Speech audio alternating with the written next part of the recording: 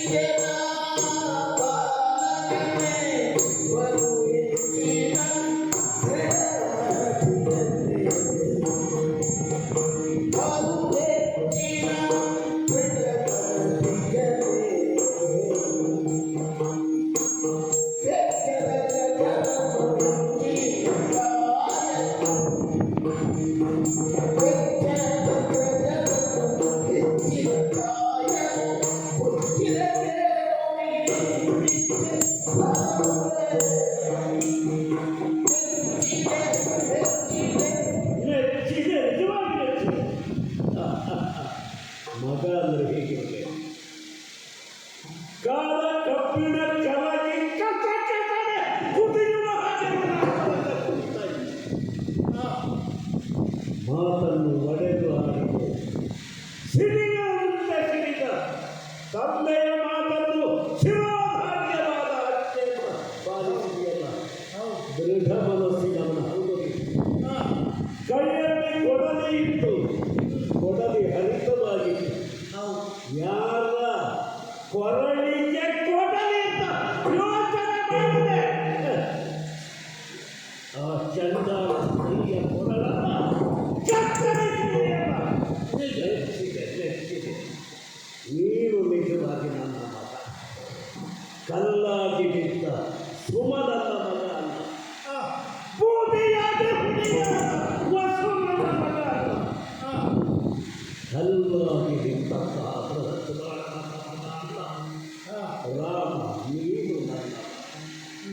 ಮೊದಲು ಕೊಡಲಿತ್ತು ಆ ರಕ್ತವನ್ನು ಮತ್ತೆ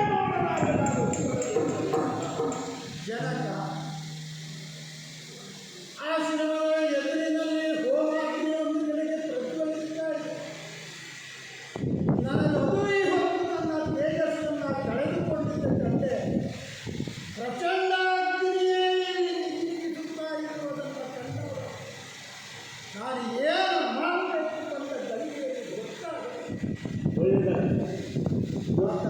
ಗೊತ್ತಾದ್ರೆ ನನ್ನ ಮಾತು ನಿನಗೆ ಏನು ಮಾಡಬೇಕು ಅಂತ ಗೊತ್ತಾಗದೆ ತಂದೆಯ ಮಾತನ್ನೇ ನೀನು ನಡೆಸುತ್ತೀರಿ. ಆದ್ದರಿಂದ ಮೆಚ್ಚಿಕೆ ನಿನ್ನ ಇಷ್ಟ ಏನು ಅಂತ ಹೇಳು, ನಡೆಸಿಕೊಡ್ತೇನೆ.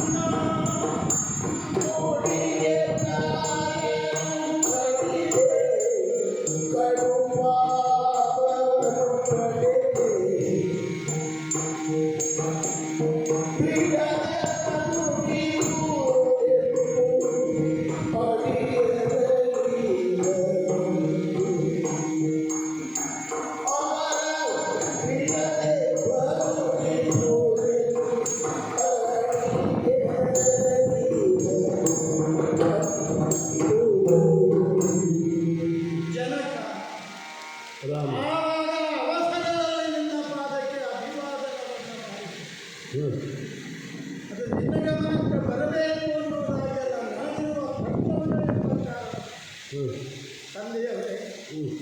ಹಾಗಾದರೆ ಇವತ್ತು ಈ ಆಶ್ರಮದ ಸ್ಥಿತಿ ಯಾಕೆ ಈ ರೀತಿಯಾಗಿ ಅಯೋಮಯವಾಗುತ್ತಿತ್ತು? ತಿಳಿಯುವ ಅಪೇಕ್ಷೆ ನಡೆಯುವ ಹೊರನಾಗುವ ಉರಿಯುತ್ತಿರುವಂತಹ ಅಗ್ನಿಮಂಡಲದ ಎದುರಿನಲ್ಲಿ ನಾನು ಏನಾದರೂ ಉರಿದೇ ಹೋಗ್ತದೆ ಈ ಜನಕ ಮಾಡಿದ ಕಾರ್ಯವನ್ನು ಕಂಡ ನೀನು ಮೆಚ್ಚುಗೆ ಹೊರ ಕೊಡುವವರೆಗೆ ಅನುಗ್ರಹಿಸುತ್ತೀಯ ಆಗ್ತದೆ. ತಾತ, ನಿನ್ನ ಆಜ್ಞೆ ಅದನ್ನು ಅನುಜ್ಞೆ ತಲೆಯಲ್ಲಿ ಹೊತ್ತು ಮಾಡಿದ್ದವು. ನಿನಗೇನೋ ನಿನ್ನ ಕಾರ್ಯ ಸಾಧಿಸಿದ ಸಂತೃಪ್ತ ಭಾವ ಇರಬಹುದು. ಆದರೆ ತಂದೆ ತಾಯಿಗಳನ್ನು ಕಾಪಾಡಿಕೊಳ್ಳಬೇಕಾದ ಈ ಮನಸ್ಸಿನ ತಾಯಿಯನ್ನು ಕಡಿದು ಸೋದರರತ್ತ ತೋರಿಕೆ ಆಗಿರುತ್ತದೆ. ಎಂತಹದ್ದೇ ಅನುಗ್ರಹವಾಗಿ ನನಗೆ ಬಂದಿದ್ದರು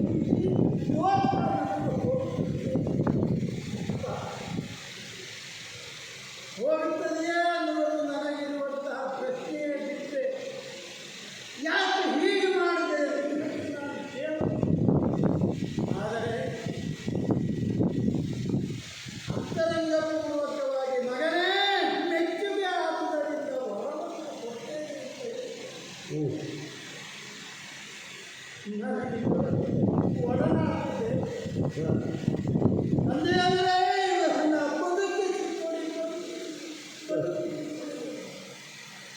ರಾಮ ಜನಕ ಭ್ರಾತೃ ವರ್ಗದವರನ್ನ ಬದುಕಲಿ ಬರ್ತಾರೆ. ನಿಜ. ಕಲ್ಲಾಗಲಿ ಬೂದಿಯಾಗಲಿ ಅಂತ ಶಾಪ ಕೊಟ್ಟು ನನ್ನ ಮನಸ್ಸು ಕಲ್ಲಾಗಿದೆ. ಅವರು ಮಾತ್ರ ಪಿತೃವಚನ ಭಂಗಕ್ಕೆ ಕಾರಣವಾದ ಅವರಿಂದ ಕಲ್ಲಾಗಿದ್ದಾರೆ, ಬೂದಿಯಾಗಿದ್ದಾರೆ. ನಿನಗೆ ಅದು ರಾತ್ರಿ ಭಾವಿಸಿ ಅಂತಾದರೆ ಬದುಕ್ರಿ. ಹೌದಾ? ಎದ್ದು ನಿನ್ನ ಭ್ರಾತೃ ವರ್ಗದವರು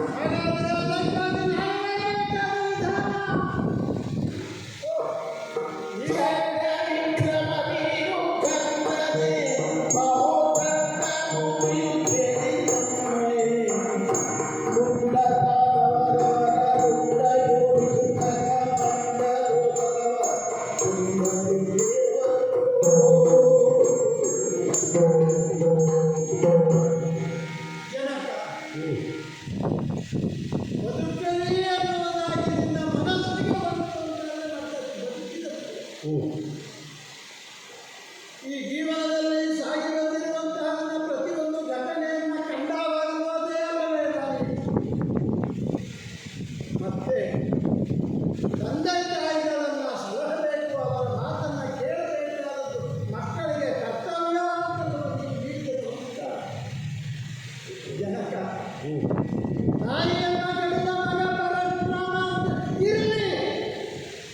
ಆದರೆ ಈಗ ಅರಿದು ಹೋದವರ ಜೊತೆ ನೀನೇ ಅನುಗ್ರಹಿಸಬೇಕು. ಈ ನನ್ನ ನಾಲ್ವರು ಅಣ್ಣಂದಿರು, ಒಬ್ಬ ಬೃಹತ್ಮಾನ, ಒಬ್ಬ ಮುತ್ತಾಪ, ಒಬ್ಬ ನನಗಿಂತಲೂ ಮೊದಲೇ ಬಂದರು. ನೀವು ಅವರನ್ನು ತಂದಿದ್ದೀರಿ. ಆದ್ದರಿಂದ ಅವರನ್ನು ನಾನು ಬಿಡಿಸಿಕೊಳ್ಳಬೇಕು. ಅವರು ಬದುಕುವಂತೆ ಆಗಬೇಕು. ಮಾತ್ರವಲ್ಲ, ಏನಾಗಲಿ ನಾನು ಯೋಚನೆ ಮಾಡ್ತಾ ಇರುವುದು ನಿನ್ನ ಮಾತೆ. ಮಾತು ಏನು ಮಾಡಲಿ ಆಡಿಬಿಡು, ನಿನ್ನ ಮಾತೆ ಆಡಿಬಿಡು. ಹೌದಾ? ಆಗಲಿ, ನೀನೇ ಹೇಳಿದಂತೆ ಈ ಕಮಂಡಲೋಕವನ್ನು ಅವರಿಗೆ ಅವರೆಲ್ಲ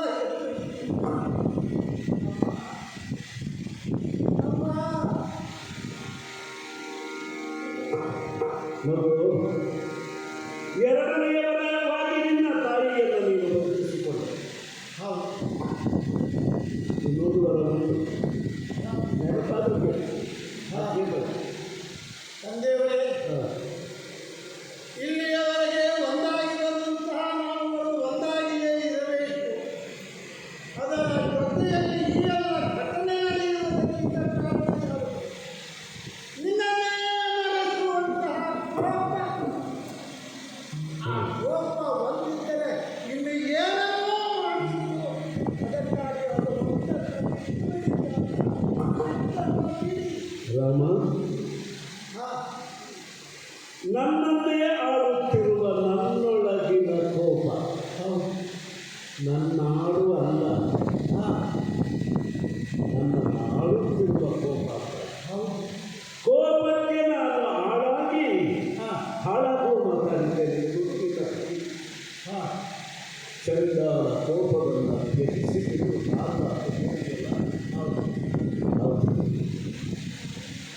ಚಾಂಡಾಲ ಕೋಪವೇ ಒಳಗಿದ್ದ ಹೊರ ಹೋಗುವವರಿಗೆ ಬರುತ್ತದೆ. ಚಾಂಡಾಲ ಕೋಪವೇ ನನ್ನನ್ನು ಬಿಟ್ಟು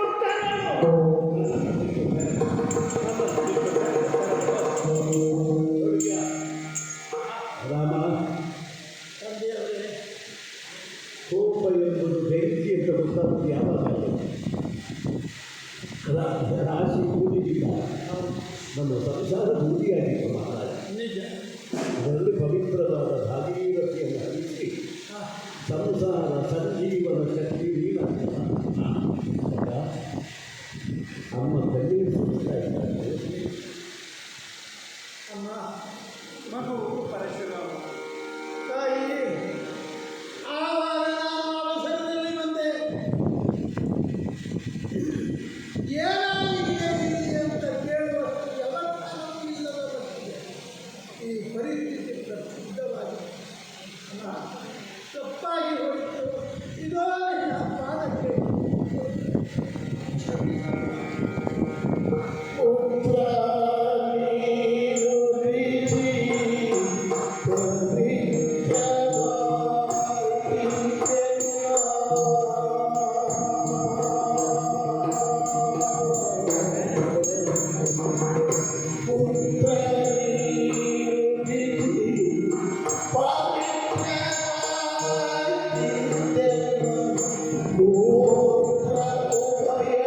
Oh,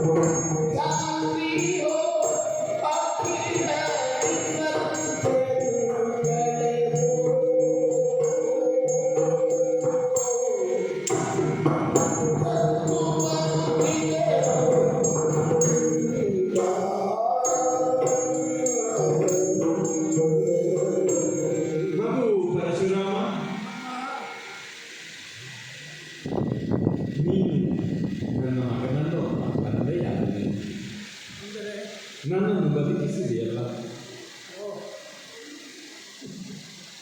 ಬದುಕಿಸಿದವನು ತಂದೆ. ಮಗನಾದರೆ ಬಳಿಯಲ್ಲಿಲ್ಲ ಎನ್ನುವ ಕಾರಣದಿಂದ ಈ 4 ಜನರಲ್ಲಿಗೂ ಊಟ ನೀಡುತ್ತಿರುವಾಗಲೂ ಕೂಡ 5ನೆಯ ಬಾಳೆಯನ್ನು ಬೇಕಿತ್ತಲ್ಲ, ನನ್ನ ಪರಶುರಾಮ ಇಲ್ಲಿ ಇರಬೇಕಿತ್ತಲ್ಲ ಅಂತ ಆಲೋಚನೆ ಬರ್ತಾ ಇತ್ತು. ಹತ್ತಿರವಿದ್ದವರಿಗಿಂತ ದೂರವಿದ್ದವರ ನೆನಪು ಹೆಚ್ಚು. ಹಾಗಾಗಿ ಕ್ಷಣ ಕ್ಷಣಕ್ಕೂ ಪರಶುರಾಮನನ್ನು ಯಾವಾಗ ನೋಡ್ತೇನೆ, ಯಾವಾಗ ಬರ್ತಾನೆ ನನ್ನ ಮಗ ಎಂಬ ನಿರೀಕ್ಷೆ. ಆದರೆ ಈಗ ಆಗುತ್ತದೆ ಎನ್ನುವ ನಿರೀಕ್ಷೆ ನಾನು ಇಂಥದ ಘಟನೆ ಊಹಿಸದಿದ್ದರೆ ಏನಾಯಿತಂತೆ. ನೀನು ಹೇಳಿದೆಯಲ್ಲ ನಿನ್ನನ್ನು ಕಡಿದೆ ಅಂತ, ನೀನು ನನ್ನನ್ನು ಕಡಿದಲ್ಲ, ಆಲೋಚನೆಯನ್ನು ಕಡಿದು ಮಾಡಿದೆ. ಹಾಗಾಗಿ ಮತ್ತೆ ನಾನು ಹುಟ್ಟಿ ಬಂದನಲ್ಲ ನಿನ್ನ ಅಮ್ಮನ. ಸತ್ತು ಹುಟ್ಟಿದರೂ ಸಂಬಂಧ ತೊರೆಯುವುದಿಲ್ಲವಲ್ಲ, ಹಾಗೆ ಅನುಗ್ರಹಿಸಿದವರೊಬ್ಬರು ಇದ್ದಾರಲ್ಲ, ಬದುಕಿಸಬೇಕು ಅಂತ ಕೇಳಿದವನು ನೀನು, ಬದುಕಿಸಿದವರು ಅವರು ಅಲ್ಲವೇ? ಕಾಯುವ ಗುಣವಿದ್ದವರೊಡನೆ ನಾನಿದ್ದೇವೆ ಎಂದು ದೊಡ್ಡದಲ್ಲವೇ? ಹಾಗಾಗಿ ನಿನ್ನಂತಹ ಮಗನನ್ನು ಪಡೆದದ್ದಕ್ಕೆ ನನಗೆ ಸಮಾಧಾನ ಉಂಟು. ಆ ಭರವಸೆ ಉಳಿದವರಿಗೆ ಬರಲಿಲ್ಲಲ್ಲ. ನಮ್ಮ ತಂದೆ ಕೊಲ್ಲಿಸಬಲ್ಲ ಮತ್ತೆ ಬದುಕಿಸಬಲ್ಲ ಎಂದು ಆಲೋಚಿಸಲಿಲ್ಲವಲ್ಲವರು. ನಿನಗೆ ಆ ಧೈರ್ಯ ಇತ್ತು. ಹೌದಪ್ಪ, ವಿದ್ಯೆ ವಿಸ್ತಾರವಾಗಬೇಕು. ಗಣಪತಿಯಲ್ಲಿ ಓದಿದೆ, ದೊಡ್ಡವರನ್ನೆಲ್ಲ ಕಂಡೆ ಅಲ್ಲವೇ? ಅದು ಸಾರ್ಥಕವಾಯಿತು. ಅಪ್ಪ ಅಮ್ಮಂದಿರ ಜಗಳ ಮಕ್ಕಳಿಗೆ ಮಾತ್ರ, ನಿಜಕ್ಕೂ ಅದು ಗಂಡ ಹೆಂಡಿರ ಜಗಳ. ಆದರೆ ಏನು ಮಾಡೋಣ, ಮಕ್ಕಳಿದ್ದಾರೆ ಅಂತ ಎಲ್ಲ ಅಪ್ಪ ಅಮ್ಮಂದಿರ ಜಗಳವೇ ಆಗ್ತದಲ್ಲ. ಆ ಸಂದರ್ಭದಲ್ಲಿ ನೀನಾಗಿ ಬಂದು ನಿನ್ನ ತಂದೆಯ ಆಜ್ಞೆಯಂತೆ ಕಡಿದೆ, ಬದುಕಿಸಿದೆ, ಧನ್ಯರಾದೆವು. ನಿನ್ನಂಥ ಮಕ್ಕಳನ್ನು ಪಡೀಬೇಕು. ತಾಯಿಗಳ ಸಾರ್ಥಕವಾಯಿತು.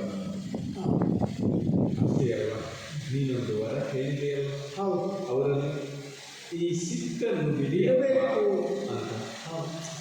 ನಿಜಕ್ಕೂ ನಾನು ಧನ್ಯರಾದೆವು. ಈಗ ನಾನು ಅವರ ಆಗಲಿ ಸ್ವಾಮಿ. ಇಬ್ಬರೂ ಸತ್ತು ಹುಟ್ಟಿದವು ಅಂತ ಹುಟ್ಟುವುದಕ್ಕಾಗಿ ಸತ್ತು ಹೋಗಿದ್ದರು.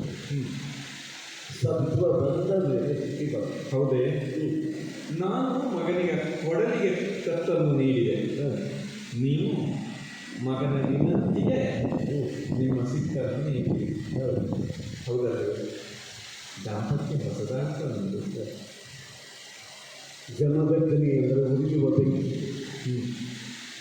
ಕೋಪದಿಂದ ಉರಿದೆಂದ ಬೆಂಕಿ ಹೌದ. ಮಗ ರಾಮನಾಗಿ ಬಂದು ಕೋಪದ ತಾಪವನ್ನು ನೀಗಿಸಿ. ಈಗ ಉರಿಯುವ ಬೆಂಕಿಯಲ್ಲಿ ಉರಿ ಹೋದರೆ ಬೆಳಕು ಮಾತ್ರ ಇರ್ತದೆ. ಅಗ್ನಿಯನ್ನು ಕಾಯ್ದುಕೊಳ್ಳಬೇಕಾದದ್ದು ಗೃಹಿಣಿಯ ಕರ್ತವ್ಯ. ನಿಮ್ಮನ್ನು ನೋಡಿದಾಗ ಅರಗುವರಿಯಾದ ನನಗೆ ಆನಂದ ನಿಲುವಿನಲ್ಲಿ, ಆ ಕಣ್ಣಿನ ಚೆಲುವಿನಲ್ಲಿ ರಾಮ ಒಂದೇ ಅಲ್ಲ, ಅದರಲ್ಲಿ ಛತ್ರವೂ ಕಾಣುತ್ತಿತ್ತು ನನಗೆ. ಹಾಗಲ್ಲವೇ ಒಂದಿಷ್ಟು ರಾಜಸವಿಲ್ಲದಿದ್ದರೆ ಅರಸುಕುಮಾರಿಗೆ ಆಕರ್ಷಣೆಯಾಗಿದ್ದೆ. ಬಂದ ಮೇಲೆ ಸಾತ್ವಿಕಕ್ಕೆ ಅಳವಡುವುದು ನಾನು ಪ್ರಯತ್ನ ಪಟ್ಟೆ. ನನಗೆ ಅಗ್ನಿಯನ್ನು ಕಾಯ್ದುಕೊಳ್ಳುವುದು ಕರ್ತವ್ಯವಾದರೂ ಆ ಅಗ್ನಿಯನ್ನು ಕಾಯುವುದು ಸುಲಭ. ಅದಕ್ಕೆ ಕಟ್ಟಿಗೆ ಹಾಕಿದರಾಯಿತು. ಈ ಅಗ್ನಿಯನ್ನು ಕಾಯಬೇಕಿತ್ತಲ್ಲ, ಅದು ಕಷ್ಟವಾಯಿತು. ಹೆಸರೇ ಜಮದಗ್ನಿ. ನಿಮ್ಮನ್ನು ಕಾಯ್ದುಕೊಳ್ಳುವುದು ಮಾತಾಡಿದರೆ ಮೂಗಿನ ತುದಿಯಲ್ಲಿ ಸಿಕ್ಕು. ಅದರಿಂದ ನಮ್ಮನ್ನು ನಾವು ಕಾಯ್ದುಕೊಳ್ಳುವುದು.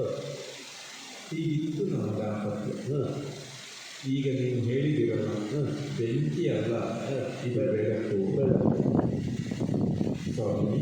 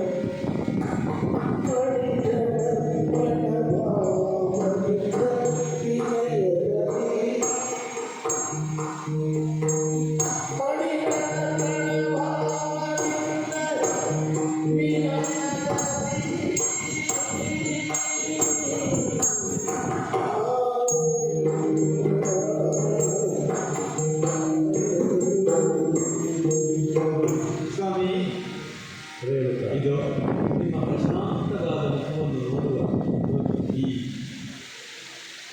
ಸುಂದರವಾದ ಗಳಿಗೆಗಾಗಿ ಅದೆಷ್ಟು ದಿನ ಹಂಬಲಿಸಿದ್ದೇನೋ. ಓಹೋ, ಇದು ಸಾಧ್ಯವಾದೀತೆ ಎಂಬುದು ಮೊದಲು ಪ್ರಶ್ನೆಯಾಗಿತ್ತು. ಇದು ಸಾಧ್ಯವಾಗಲಾರದು ಎನ್ನುವುದು ಹೀಗೆಯಾಗಿತ್ತು. ಆದರೆ ಇದು ಅದು ಸಾಧ್ಯವಾಯಿತು. ಅರಮನೆಯಲ್ಲಿದ್ದಾಗಲೂ ಜನ ತಮ್ಮ ಕಷ್ಟವನ್ನು ಹೇಳಿಕೊಳ್ಳುವುದಕ್ಕೆ ಅರಸನಲ್ಲಿಯೇ ಬರ್ತಾರೆ. ಎಲ್ಲದಕ್ಕೂ ಅರಮನೆಯಲ್ಲಿ ಒಂದು ಪರಿಹಾರ ಅಂತ ಇರ್ತದೆ. ಆದರೆ ಅದು ಭಂಡಾರದಿಂದ ಎತ್ತಿಕೊಡುವಂಥದ್ದು. ಆದರೆ ಇಲ್ಲಿ ಬಂದಾಗಲೂ ಕೂಡ ಜನ ಎಲ್ಲ ಸಮಸ್ಯೆಗಳನ್ನು ನಿಮ್ಮ ಬಳಿ ತರ್ತಾರಲ್ಲ, ಆದರೆ ಸಮಸ್ಯೆಗೆ ಪರಿಹಾರ ಎಲ್ಲಿಂದ ಅಂತ ಕೇಳಿದರೆ ಹೊರಗಿಂದಲ್ಲ. ಅದು ನಿನಗೆ ಈ ಸಮಸ್ಯೆಯಾದರೆ ಈ ಜಪ ಮಾಡು, ಈ ಹವನವನ್ನು ಮಾಡು, ಈ ವ್ರತವನ್ನು ಕೈಗೊಳ್ಳು ಅಂತ ಅವನೊಳಗೆ ಒಂದು ಪರಿಹಾರವನ್ನು ಹೇಳುವ ನಮ್ಮ ಆಶ್ರಮ ನೋಡಿ ನೋಡಿ ನಾನು ಅಂದುಕೊಳ್ತಾ ಇದ್ದೆ. ಹೌದಲ್ಲ, ಅರಮನೆ ವೈಭವ ದೊಡ್ಡದು, ಆಡಂಬರ ದೊಡ್ಡದು, ಆದರೆ ಪರಿಹಾರ ಎನ್ನುವುದು ಹೊರಗಿದೆ ಅಂತ ಹೇಳುತ್ತದೆ. ಆದರೆ ಆಶ್ರಮಕ್ಕೆ ಬಂದರೆ ಅದೇ ಪ್ರಶ್ನೆಗೆ ಉತ್ತರ ಒಳಗಿದೆ ಅಂತ ಆಗ್ತದಲ್ಲ. ಈ ಇವರ ಒಳಗೆ ಏನಿದೆ ಅಂತ ಅಂದುಕೊಳ್ತಾ ಇದ್ದೆ. ಆದರೆ ಏನಿಲ್ಲ ಎಂಬ ಉತ್ತರ ಕಾಣಿಸಿದೆ. ರೇಣುಕ, ಸ್ವಾಮಿ, ಜೀವನಕ್ಕೆ ಪೂರ್ವಗ್ರಹಿಕೆ ಬೇಕು. ಆದರೆ ಪೂರ್ವಗ್ರಹಿಕೆಗೆ ಜೀವನ ಆಗೋದು.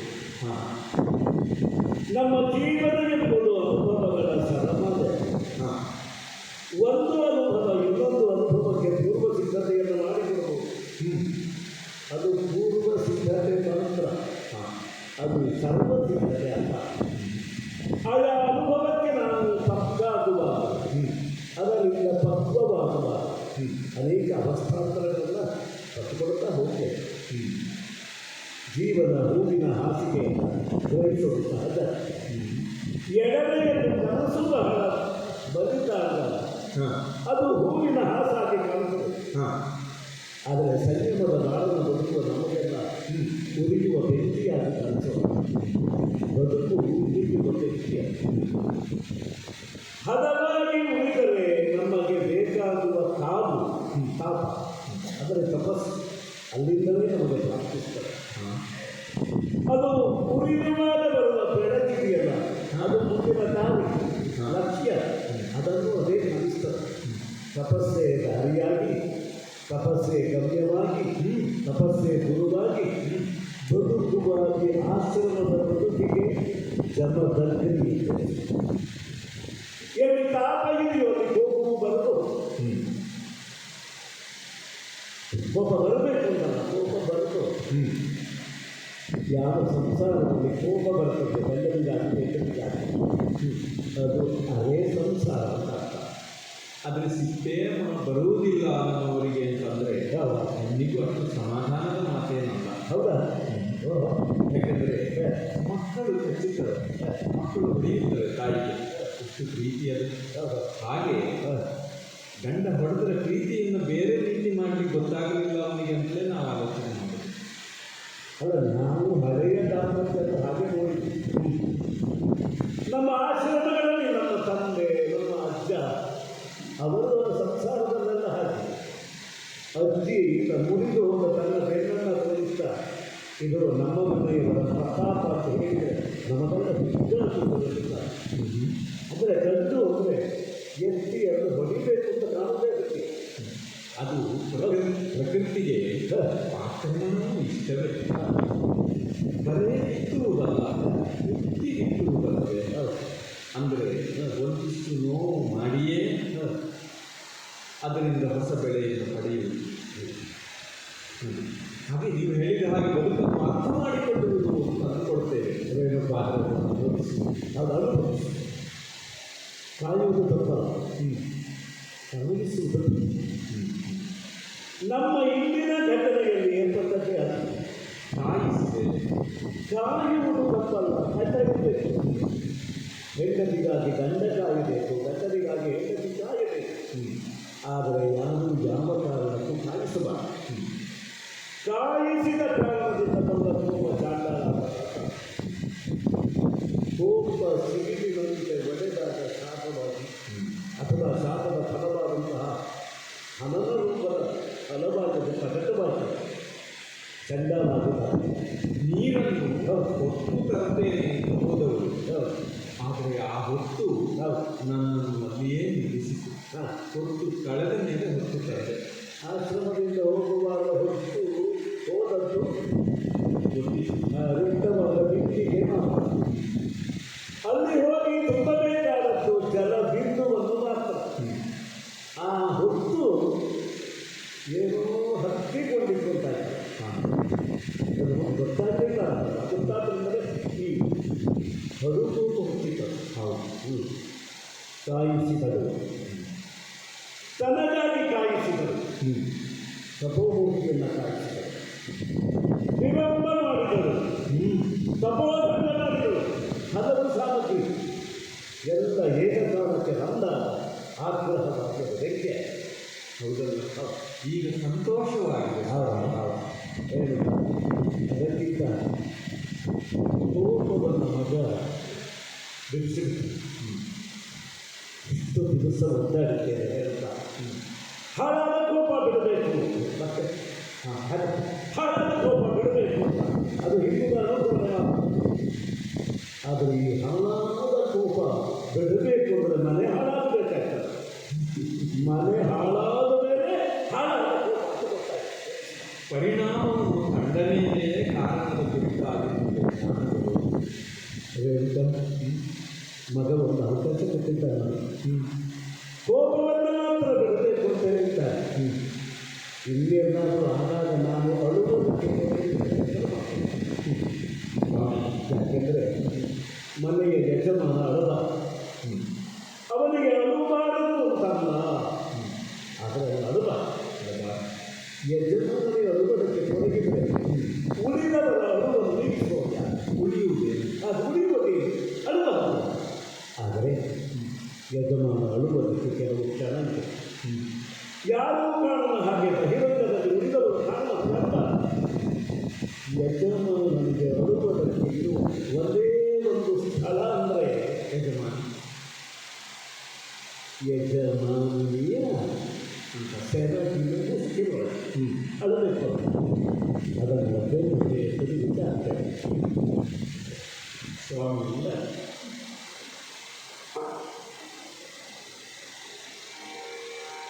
ಕೇಳಿತು ಮಮ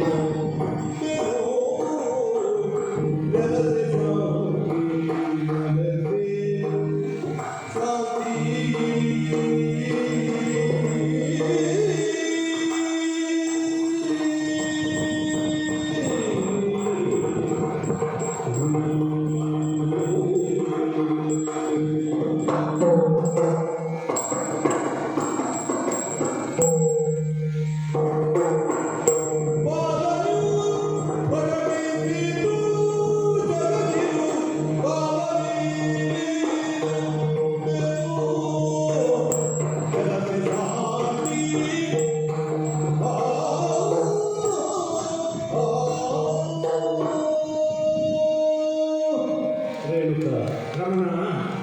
ನಮಗೆ 5 ಮಕ್ಕಳಿದ್ದಾರೆ. 5ನೇ ಮಗ ನಮಗೆ ಲೋಕಾರ್ಥವನ್ನು ಪರಮಾರ್ಥವನ್ನು ಸಾಧಿಸಿದರು.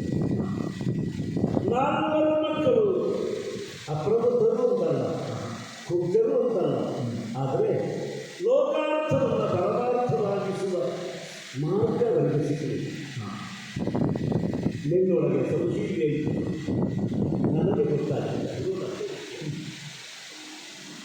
ನದಿ ತೀರಕ್ಕೆ ಸಾಗಿದಂತಹ ನೀರು ಅಲ್ಲಿ ತದೇಕ ಚಿಕ್ಕಳಾಗಿ ನೋಡ್ತಾ ಇರುವುದು ಜಲಕೇಳಿ. ಜಲಾನಂದಕ್ಕೆ ನೀನು ಹೋದವು. ಜಲಕೇಳಿ ನೋಡ್ತಾ ಮೈ ಬರುತ್ತೆ ಅಂತಂದರೆ ಮೈಗಾಗಿ ಮೈ ಬರುತ್ತೆ ಎಂಬ ಶಂಕೆ ಬರುತ್ತೆ. ಆದರೆ ಅಲ್ಲ, ಅಲ್ಲಿ ನೋಡುತ್ತಿದ್ದರೂ ಆ ಆಟದಲ್ಲಿ ನಾನು ಕಲ್ಪಿಸಿಕೊಳ್ಳುತ್ತಿದ್ದರು ನನ್ನ ಜಮದಗ್ನಿ. ಸ್ವಯಂವರದ ಸಂದರ್ಭದಲ್ಲಿ 114 ಸೇರಿದರು. ಎಲ್ಲರನ್ನೂ ಪರೀಕ್ಷಿಸಿದ್ರು, ಯಾರನ್ನೂ ನೀನು ಒಪ್ಪಿಕೊಳ್ಳಿ. ಬಾಜಿ ತಪ್ಪಿಕೊಳ್ಳುವುದಕ್ಕೆ 1000 ಬಾಹುಗಳು, 1000 ಸಂಖ್ಯೆಯ ಬಾಹುಗಳನ್ನು ನಿರಾಕರಣೆ ಮಾಡ್ತೇನೆ. 1000 ಬಾಹು ಯಾವುದು ಅಂತ ಅಲ್ಲೇ ಆಲೋಚಿಸಿ ಗುರುತಿಸಿದವರಿಗೆ ಸಂಶೀಲಿಯಾದರೆ 1000 ಸಂಖ್ಯೆ ಮುಖ್ಯ ಅಲ್ಲ, 1000 ವಸ್ತು ಮುಖ್ಯ ಅಂತ ಅದನ್ನು ಗುರುತಿಟ್ಟು ಅದನ್ನೇ ವರಿಸಿ ಸ್ವಯಂವರ ಸ್ವತಃ ವರಿಸಿದವರು, ಬೇರೆಯವರ ಪ್ರೇರಣೆಯಿಂದ ವರಿಸಿದವರಲ್ಲ. ಆಗ ಲೆಕ್ಕವೂ ಇತ್ತು. ಹೌದು, ದೇವೇಂದ್ರನಿಂದ. ಆದರೆ ಅದು ಭೋಗಕ್ಕಾಗಿಯೇ ಇರುವ ಕಲ್ಪನೆ ಮತ್ತು ಶಚಿ ಎನ್ನುವವು ಅವನ ರಾಣಿ ಅಲ್ಲವೇ? ಅವನು ಬಯಸಿದರೂ ಯಾಕೆ ಬಯಸಿಯ? ನನ್ನ ಹೊರ ರೂಪವನ್ನು ಬಯಸಿಯ. ಆದ್ದರಿಂದ ಬೇಡ. ಸೀದಾ ಅರಸರಿದ್ದರು, ಆದರೆ ಇಡಿಯಾಗಿ ಒಂದು ಪ್ರೀತಿಯನ್ನು ಅನುಭವಿಸಬೇಕು ಅಂತಂದರೆ ರಾಜ ಹೌದು, ರಾಜಕಾರಣಕ್ಕಾಗಿ, ಅಗತ್ಯಕ್ಕಾಗಿ, ಅನಿವಾರ್ಯಕ್ಕಾಗಿ, ಅವರ ಸ್ವಂತದ ಆಸಕ್ತಿಗಾಗಿ ಎಷ್ಟೋ ಹೆಣ್ಣುಮಕ್ಕಳನ್ನು ಹೊಂದಬಹುದು ಅಂತ ಮುಚ್ಚಿಕೊಳ್ಳುವುದಕ್ಕಲ್ಲ ಕಷ್ಟ, ಆದರೆ ಅನನ್ಯತೆಯನ್ನು ಬಿಟ್ಟು ಬಿಡುವುದಕ್ಕೆ. ಹಾಗಾಗಿ ನಿಮ್ಮನ್ನು ನೋಡಿದೆ. ಪ್ರೇಮ ರಸಾಯನವನ್ನೇ ಬಯಸಿದ ನಿನಗೆ ಅವರನ್ನು ಅರಸರಾಗಿಯೇ ಕಲಿತು, ಅದರಿಂದ ಅವರನ್ನು ಅರಸುವ ಮನಸ್ಸಿಗೆ ಆಶ್ಚರ್ಯ ಕಾದಿತ್ತು. ಬಂದು ಹೂಮಾಲೆ ನನ್ನ ಕೊರಳಿಗೆ ಹಾಕಿದಾಗ ನನ್ನ ಅರಸಿ ನೀನಾಗಿರ್ತೀಯಲ್ಲ, ನಾನು ಅರಸಿ ಬಂದವನಲ್ಲ, ಬಂದ ಮೇಲೆ ನನ್ನ ಅರಸಿ ನೀನಾದ. ಸ್ವಯಂವರ ಮಟ್ಟದ ಅನುಭವ ನಿನ್ನಲ್ಲಿ ಸಂಶೀಲೆ ಇದೆ ಅಂತ ನಾನು ಗುರುತಿಸಿದರೂ ಕೆಲವು ನನ್ನ ಅರ್ಥ ಆಗಲಿಲ್ಲ. ಪುರುಷತ್ವ ಅಂದರೆ ಶೀಲ ಶಂಕೆಯೋ ಯೋಚಿಸಬೇಕು. ಅನೇಕ ವರ್ಷಗಳವರೆಗೆ ನಾವು ತಪಸ್ಸು ಮಾಡಿದ್ದೇವೆ, ನಮಗಾಗಿ ಸಂಸಾರಕ್ಕಾಗಿ ತಪಸ್ಸು ಮಾಡಲಿಲ್ಲ. ಆದ್ದರಿಂದ ನಮ್ಮ ಪೌರುಷವೆಂಬುದು ಶೀಲ ಶಂಕೆಯಾದರೆ ಅದೇ ಚಾಂಡಾಲ. ಶಂಕೆಗೆ ಮಾತ್ರ ಚಾಂಡಾಲ ಅಲ್ಲ. ಮಗ ಸೂಚಿಸಿದಾಗ ಸಂಸಾರವೇ ಒಂದು ತಪಸ್ಸು ಅಂತ ಗೊತ್ತಾಯ್ತಲ್ಲ. ಹೌದು, ಅದನ್ನು ವರ್ಣಿಸಿದ್ದಾರೆ. ಕಾಣುವುದಕ್ಕೆ ಬಾಲ, ಆದರೆ ನಮ್ಮ ಸಂಸಾರದ ಬಲ 5 ಚೆನ್ನಾಗಿ ಬಂದ ಬಾಲ ಯಾರು ಬಂದಿದ್ದಾರೆ ಅಂತ ನಮಗೆ ಗೊತ್ತಿರ್ಬೋದು. ನಿನಗೆ ಕನಸು ಬಿಟ್ಟಿತ್ತು. ಆ ಕನಸನ್ನು ನಾನು ವಿವರಿಸಿಯಾದೆ. ಹಾಂ ಪರಮಾರ್ಥವೇ ಪುತ್ರನಾಗಿ ಬಂದ. ನಮ್ಮ ಸಾಮಾನ್ಯ ಘಟನೆಗಳೆಲ್ಲ ಪುರುಷಾರ್ಥ ಆಗುತ್ತದೆ ಅಂತ ತೋರಿಸಿಬಿಟ್ಟ. ಹೌದಲ್ಲ? ಹೌದು. ಆದ್ದರಿಂದ ಶೀಲವನ್ನು ಶಂಕಿಸಬಹುದು, ಶಂಕಿತ ಶೀಲವನ್ನು ಕಡಿಯಬಹುದು. ಕಡಿಯುವುದಕ್ಕೆ ಕೋಪಕಾರ. ಕಡಿಯುವುದಾದರೆ ಕೋಪವನ್ನೇ ಕಡಿಯಿರಿ, ತಲೆ ಕಡಿಬೇಡಿ. ಬಾಲಕರಾಗಿ ಎಲ್ಲ ಸಂದೇಶ ಕೊಟ್ಟಿರ್ತಾರೆ. ನಮ್ಮ ಮಗನ ಅಷ್ಟೇ ಅಲ್ಲ, ಎಷ್ಟು ಬೇಡ ಎಂದು ಬದುಕಿನಲ್ಲಿರುವ ಒಂದೇ ಭಯ ಅಂದರೆ ಸಾವಿನದ್ದು. ಆ ಭಯವನ್ನು ನನಗೆ ನೀಗಿಸಿಬಿಟ್ಟನಲ್ಲ. ಅದು ಅವನು ಮೃತ್ಯುಂಜಯ ಮಗನಾಗಿ ಬಂದಿದ್ದಾನೆ ಅಂತ ತೋರಿಸಿದ್ದಾನೆ. ಮಗನೇ ಮೃತ್ಯುಂಜಯನಾದರೆ ಮೃತ್ಯುಂಜಯ ಇರುವುದಕ್ಕೆಲ್ಲ ಎಲ್ಲರೂ ಮಕ್ಕಳಿಗೆ ಚಿರಂಜೀವ ಅಂತಲೇ ಕರೀತಾರೆ. ಈಗ ನಾನು ಹೇಳ್ತೇನೆ, ಅಂದು ನಾನು ಪ್ರದಕ್ಷಿಣೆ ಬಂದ ಕಾಮಧೇನು ಬೇರೆ ಯಾರೂ ಅಲ್ಲ, ರೇಣುಕಾ ನೀನು. ಸ್ವಾಮಿ, ಆಗ ಒಂದು ಮಾತು ಹೇಳಿದಿರಲ್ಲ, ಈ ಸೆರಗನ್ನು ಒದ್ದೆ ಮಾಡುವುದಕ್ಕೊಂದು ಅವಕಾಶ ಕೊಡುವಂತ. ಜಗದೇಕ ವೀರನೇ ಆದರು ಗಂಡನ ಕಣ್ಣಿನಲ್ಲೊಂದು ಪಸೆ ಕಂಡರೆ, ನೀರು ಕಂಡರೆ ಹೆಣ್ಣು ತಾಯಿಯೇ ಆಗ್ತಾರೆ ಸ್ವಾಮಿ. ರೇಣುಕಾ ಇನ್ನು ಬಿಟ್ಟು ನೋಡಬೇಕು.